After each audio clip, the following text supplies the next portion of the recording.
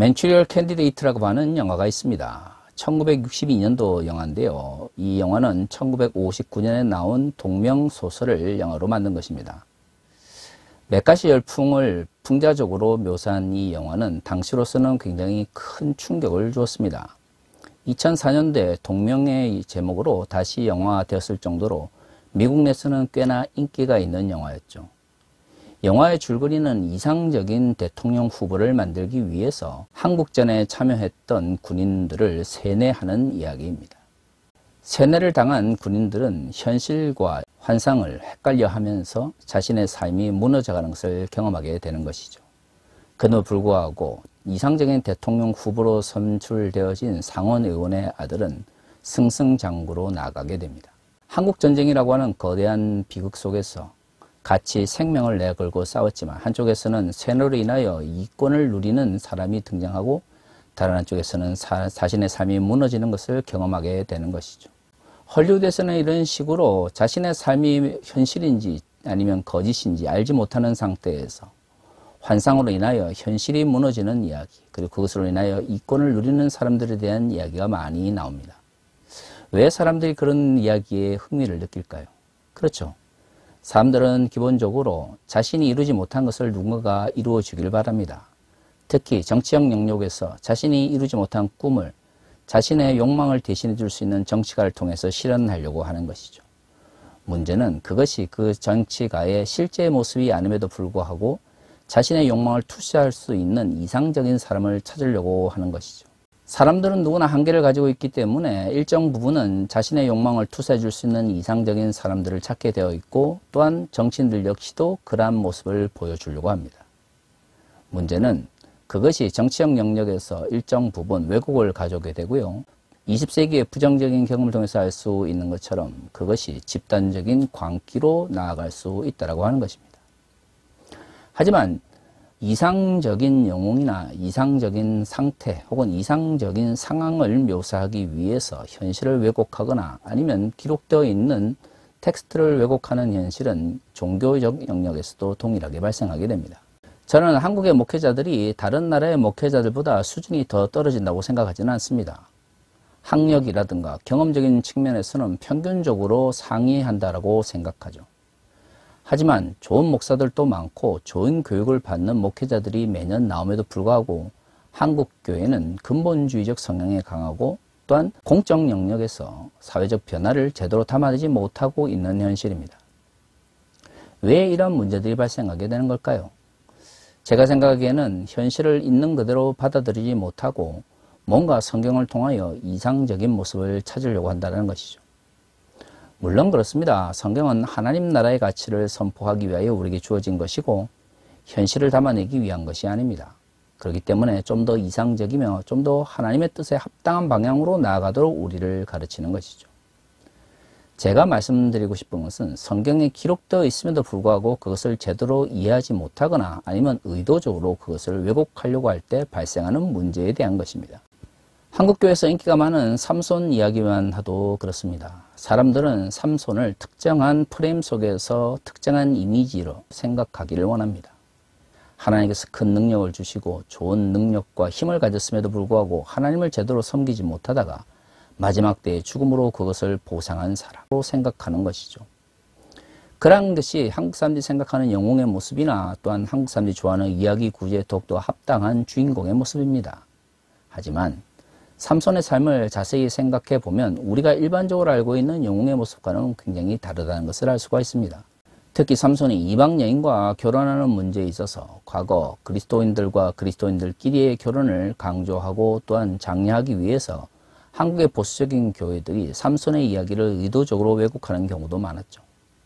우리가 삼손이 이방 여인과 결혼하려고 하는 이야기를 생각할 때 대부분은 믿음에서 벗어나 그가 하나님의 뜻을 저버렸다라고 생각합니다. 하지만 나중에 삼손의 이야기를 자세히 읽어보시면 알겠지만 삼손이 이방 여인과 결혼하려고 했던 것은 자신의 의지가 아니라 하나님께서 블레셋 사람들과의 전쟁을 준비하도록 하기 위한 기회로서 삼손의 결혼을 준비했다는 것을 알 수가 있습니다. 사사기의 저자는 그 부분을 자세히 기록하고 있고요. 삼손이 비록 나실린의 규례를 어겼기 때문에 하나님의 능력이 그를 떠나가는 비극이 발생하기는 하지만 그럼에도 불구하고 끝까지 하나님을 붙들며 하나님의 뜻을 이루려고 했던 삼손을 결코 바보와 같은 사람으로 묘사하고 있지 않습니다. 오히려 삼손의 죽음은 더욱더 영웅적으로 묘사하고 있는 것이죠. 만약에 그가 하나님의 뜻을 알고 있음에도 불구하고 의도적으로 그것을 실천하지 않은 사사였다면 어떻게 사사기의 저자가 삼손을 그렇게 영웅적으로 묘사할 수 있었겠습니까? 그럼에도 불구하고 한국교회에서는 삼손을 특정한 모습으로 묘사하고 또한 비판적으로 접근하는 것에 익숙합니다. 왜냐하면 그것이 한국교회 내에서 먹히기 때문이고 한국 사람들이 생각하는 영웅의 모습과 합당하기 때문이죠. 이러한 왜곡이 발생하는 것은 성경을 하나님의 말씀이라고 이야기하면서도 실질적으로는 있는 그대로 받아들이지 못하는 한국 교인들의 왜곡된 인식에 기인한 것입니다.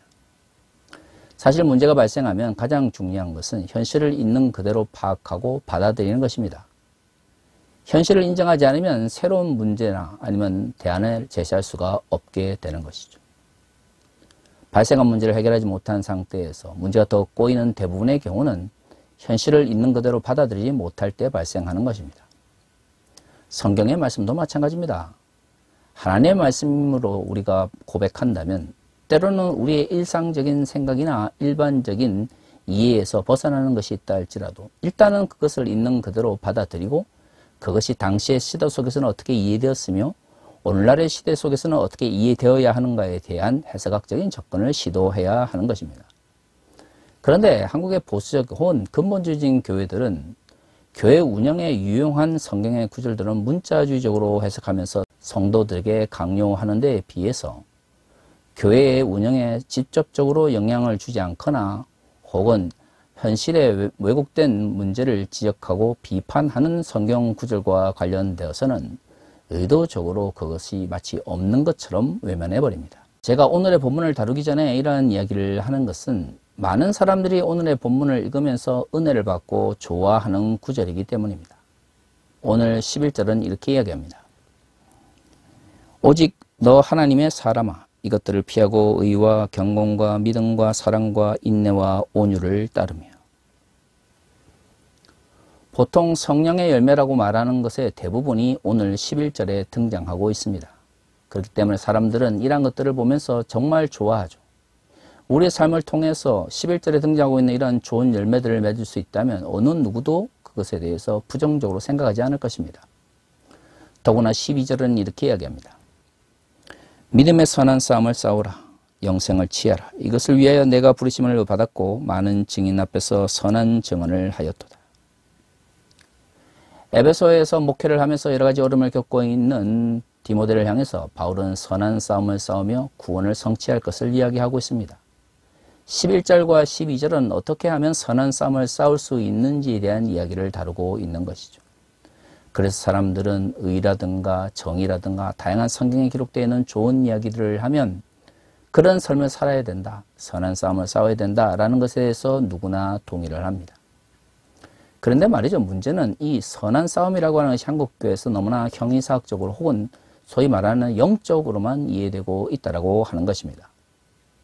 바울은 디모데에게 분명 선한 싸움을 싸우고 구원을 이룰 것을 이야기하고 있습니다.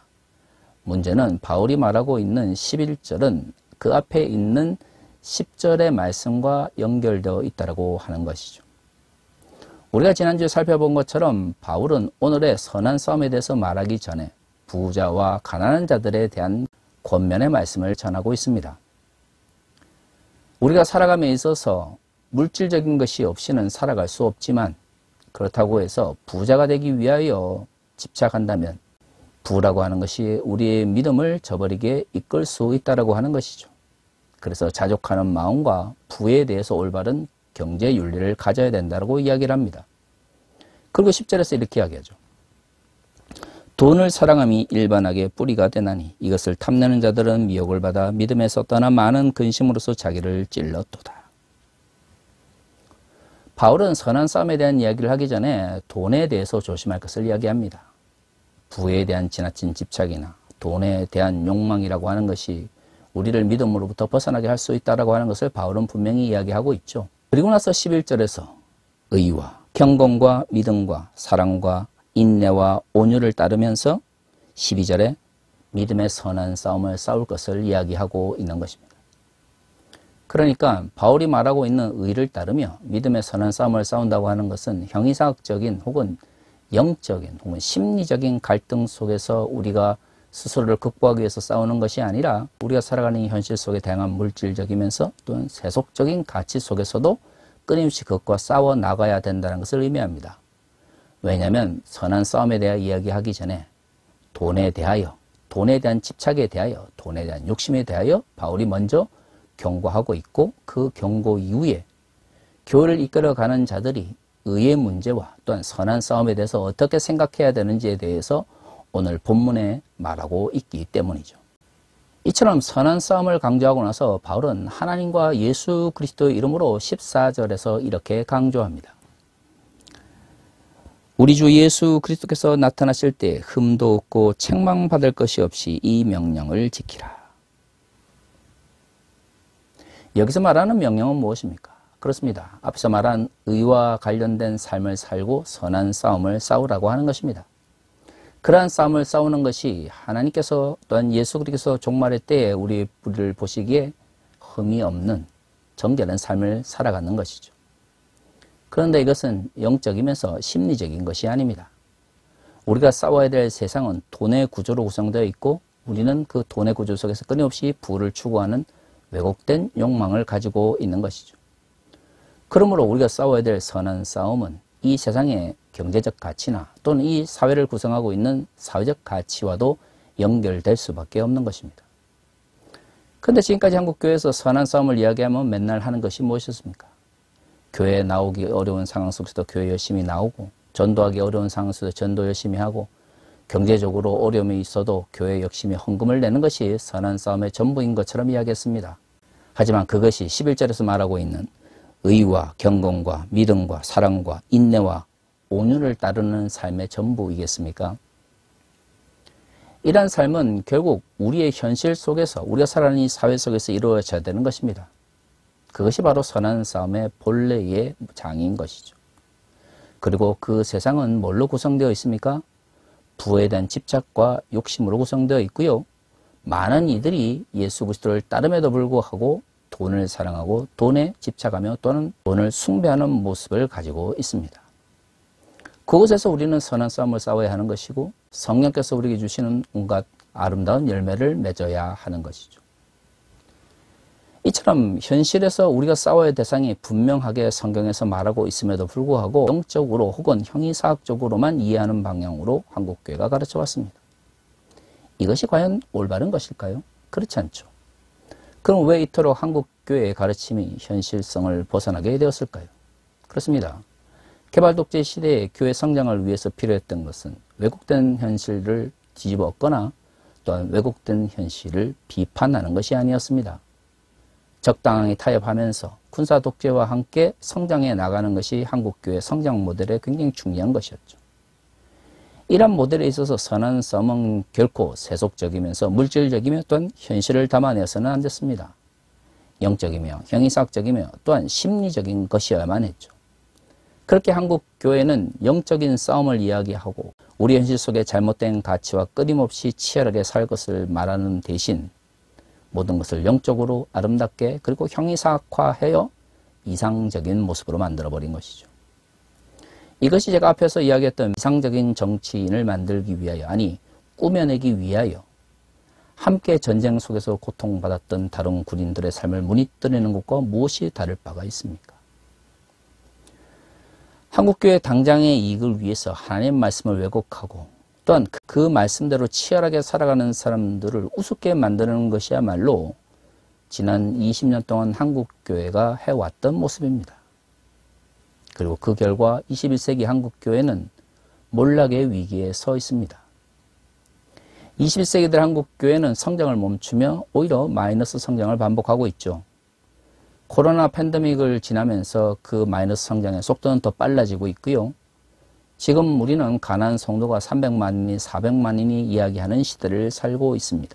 한국교회가 현실을 외면한 상태에서 형이사학적이며 영적인 가치에만 집중하는 사이 우리는 현실을 놓쳐버리고 우리가 만들어 놓은 이상화된 현실 속에서 이상화된 상황 속에서 믿음을 적용하는 잘못된 결정을 내렸던 것이죠. 앞서 제가 소개해드린 삼손의 이야기가 왜곡되는 현상은 이것과 별반 다르지 않습니다. 삼손의 이야기를 비롯하여 성경에 기록되어 있는 수없이 많은 이야기들이 교회의 특정한 이권과 목적을 위해서 이상화되거나 혹은 잘못된 방식으로 왜곡되어졌던 것이 우리의 모습이죠. 그렇다면 지금이라도 한국교회가 해야 되는 것은 무엇입니까? 그렇습니다. 가슴 아픈 그리고 눈물 흘릴 수밖에 없는 현실을 있는 그대로 받아들이는 것입니다. 선한 싸움을 싸우려면 현실이 무엇인지를 알아야 되고 우리가 어떤 대상과 싸워야 되는지를 알아야 하는 것이죠. 우리가 싸워야 될 대상을 외면하면 지금 당장은 편할 수 있을지 모르겠지만 우리는 제대로 된 싸움을 싸울 수가 없습니다. 사랑하는 성도 여러분, 저는 한국교회가 왜곡과 이상화의 잘못된 선택에서 벗어나 가슴 아프며 눈물 흘릴 수밖에 없는 현실의 잘못을 인정하고 그 잘못된 현실을 바꾸기 위하여 치열한 선한 싸움을 해나가기를 원합니다.